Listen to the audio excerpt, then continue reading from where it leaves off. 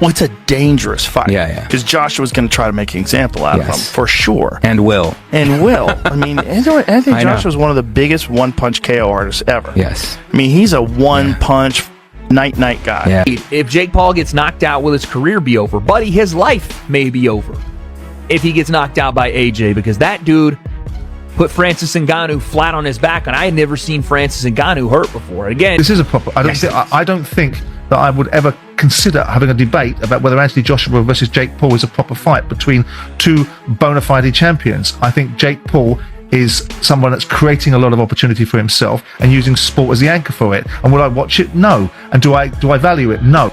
Joe Rogan cautions that Jake Paul is putting himself in serious danger by even considering a fight with Anthony Joshua. Rogan points out that Joshua is an Olympic gold medalist and one of the hardest punchers of this generation. He believes Joshua would aim to prove a point and shut down Jake's habit of calling out top-level champions just for attention or money. Rogan says the skill gap is enormous, and the fight could end very badly for Jake if it ever happens. God, if he beat Anthony Joshua, good lord. I mean, that's a big if. Right? I mean, Anthony Joshua, I do not Olympic gold medalist, former heavyweight champion of the world. What he did to Francis Ngannou, good lord. Yes. Do you want that smoke? Yeah, I just think it's all about the promotion or whatever. I have no idea what the actual motivation is for that fight's not competitive at all. Well, it's a dangerous fight. Yeah. Because Joshua's going to try to make an example out of him, for sure. And will. I mean, I think Joshua's one of the biggest one-punch KO artists ever. Yes. I mean, he's a one-punch. Wade Plemons, host of the Wade Concept podcast, issued a strong warning to Jake Paul about fighting Anthony Joshua, saying the risk is extremely serious. Plemons explains that Jake weighs around 90 kilos, while Joshua comes in at about 111 kilos, making the size and power gap enormous. He stresses that calling out opponents for entertainment is one thing, but stepping into the ring with a world-class heavyweight and Olympic gold medalist is something completely different.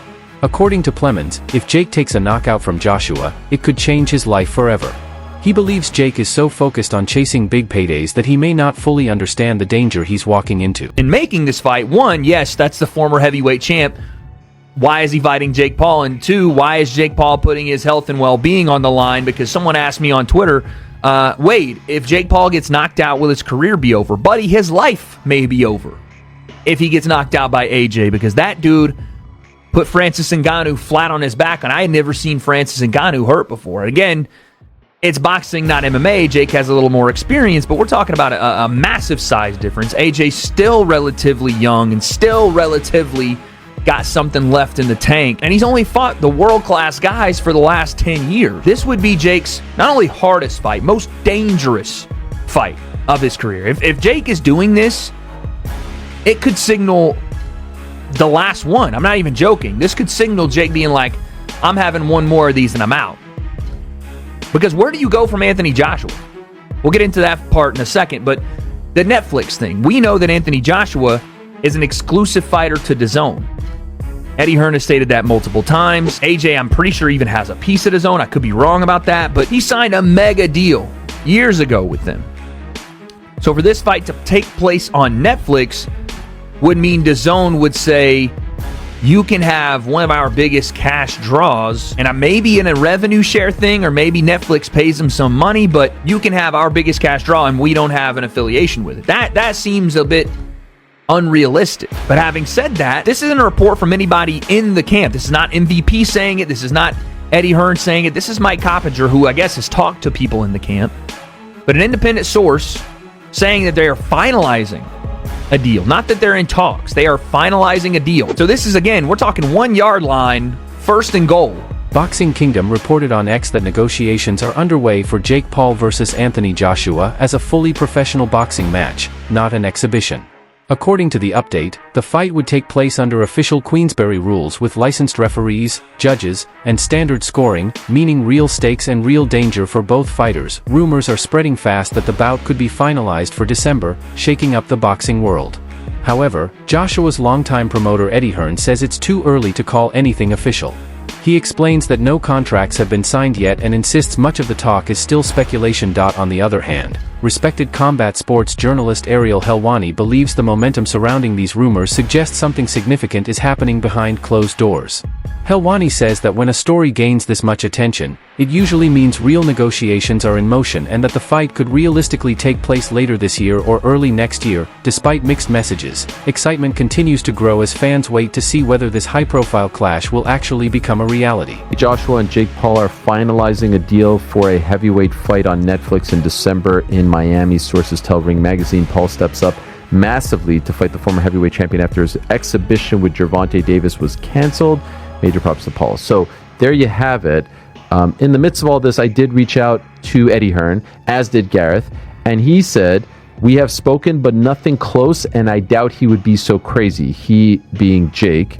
I then asked him, "Would you say this report is premature?" He said, "Absolutely."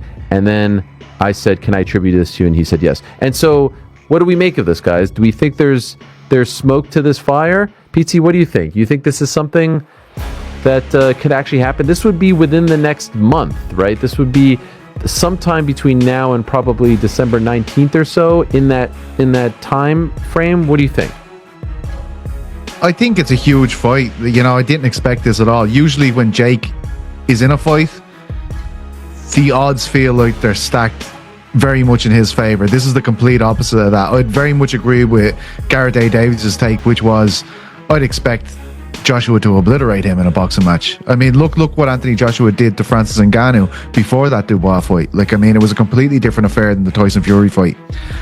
I think, having heard Eddie Hearn's update and having looked at that tweet again, it feels like boxing's equivalent to the old in the works reporting that we used to see in MMA an awful lot, right? Like when we weren't quite sure, maybe one side had verified that this fight is happening, but you can't get the other side to commit, and it's in the works. It's a huge fight. The one thing I will say is, why would you want that out there? Why would the Ring report this? Why would someone give them that information if it wasn't going to happen? Now, because everything else pales in comparison to this, as far as I'm concerned. Every other fight that they had perspective or potential, I don't think it's as big as Anthony Joshua. So I don't know. This isn't a ring fight, right? This isn't a ring fight. Anthony Joshua is tied to DAZN. Anthony Joshua has a relationship with Turki Al-Sheikh and Riyadh Season. The Ring is... MMA Fighting shared a post on X quoting Leon Edwards' reaction to the growing rumors about a possible fight between Jake Paul and Anthony Joshua. Edwards said that if Joshua doesn't knock Jake Paul out within the first 1 or 2 rounds, then something must be wrong. His comment points to the massive difference in talent, strength, and experience between the two men. Edwards made it clear that Joshua is expected to dominate, and that it would be shocking if the fight lasted any longer. Coming from a UFC welterweight champion, his statement shows how serious and risky this matchup could be, and how little faith many people have in Jake Paul's chances of surviving Joshua's power. I've seen about this fight's in the works, Anthony Joshua versus Jake Paul. As a Brit, how do you evaluate? Just seen that. Someone just told me about that. That's mad. Fair play to Jake Paul, first of all, for taking it. But if Asia doesn't knock him out in like 1-2 rounds, then I feel like the fight must be fixed or something, because I'm going to Anthony Joshua, obviously, for the KO. So yeah, when is it, you know? It's going to be next month they're working towards. Oh yeah, sick. Yeah, I'm going AJ for the win. He can go with Francis. So now all of a sudden you start satisfying both ends of this. Okay. So when that falls through, the rumor is that Francis and Jake are still in talks.